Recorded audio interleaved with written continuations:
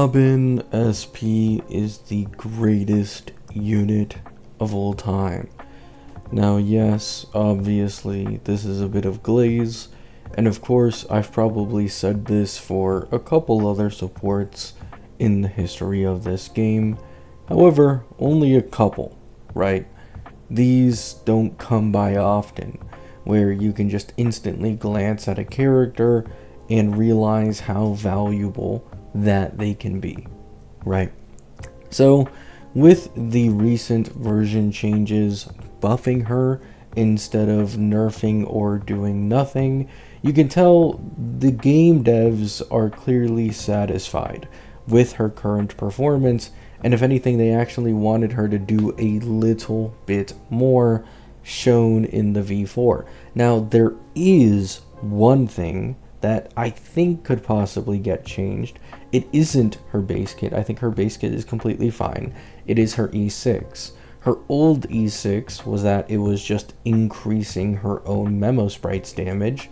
However, her new E6, the second I glanced at it from the changes, seemed incredibly broken, because her new E6 is that she can now actually have two ultimates, similar to Evanescia, have the ability to gain enough energy back for one entire ultimate every once in a while, and at the start of battle. And this is incredibly strong, especially in combination with Cyrene teams, since this means Cyrene can now create two ultimates for Robin. And the reason this is so strong is obviously because Robin's ult is a action advance and energy regen for the ally chosen, right? So you get to do a ton of shenanigans kinda with a E6 Robin in multiple teams that allows pretty cool stuff to happen. Now, I believe, no, there aren't any infinite loop things, infinite loop shenanigans going on with E6 Robin. You can get a lot of actions with E6 Robin that is very front loaded, right? Like, you can start off the battle and then your entire team is able to do a ton of attacks and a lot of rotations because of her E6. But eventually that does come to an end. It's kind of similar to Max Investment Mono-Rem. They could also clear things at 0 AV technically, but it's not an infinite ult loop. It's just that they're doing so many damage and attacks very quickly at the beginning, and it's enough to kill, right? So outside of the E6, I think Robin is completely fine at a base kit.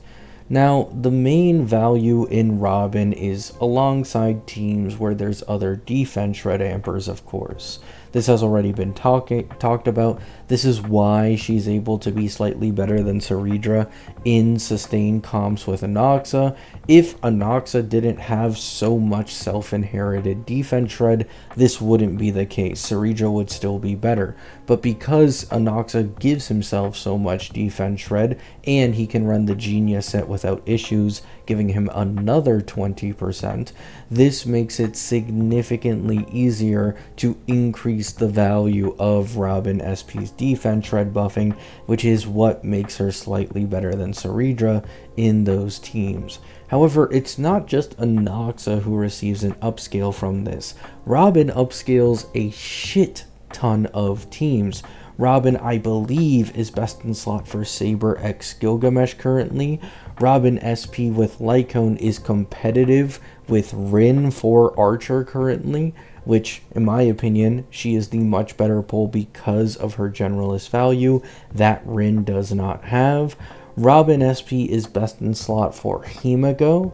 Robin SP is actually at higher investments, I believe, best in slot for the Elation DPSs now because of the defense shred amping being able to synergize well with E1 Yao Guang, right?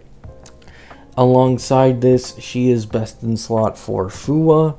She is best in slot for Phanon in Sustainless as the 4th slot alongside Saridra and Cyrene. She is best in slot maybe for Aggie. This one might be a stretch, it could be wrong, but I do think she is best in slot for Aggie. She is best in slot for Anaxa, right? And I do believe one of the teams she loses out to I think Herta's team, Emblade, is better because of the higher attack frequency, but I could be wrong on that, right? But you can kind of see and kind of get where I'm getting at. She's also, I believe, best in slot for Evernight main DPS as well, right? She is incredibly strong, and she has so many different teams in this game that can use her. And she doesn't have an issue that, let's say, Tribby has or Old Robin has. Where, like, yeah, the E1 is good, but that's kind of where the good vertical investment stops. She not only has a good E1, but she also has a good E2 at the same time. So she has two good vertical investments to go into in the future for increasing your team's damage output.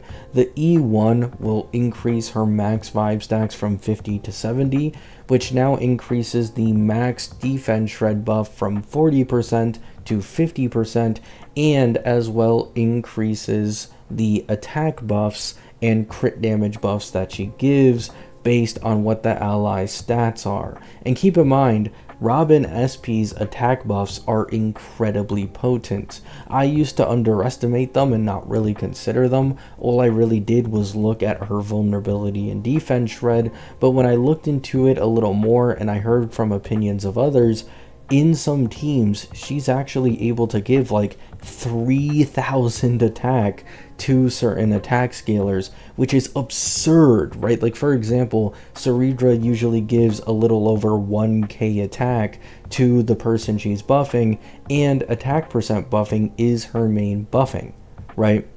So Robin SP is just absolutely mogging a ton of supports, if not a majority of supports in the game currently for buffing attack scalers and people in general.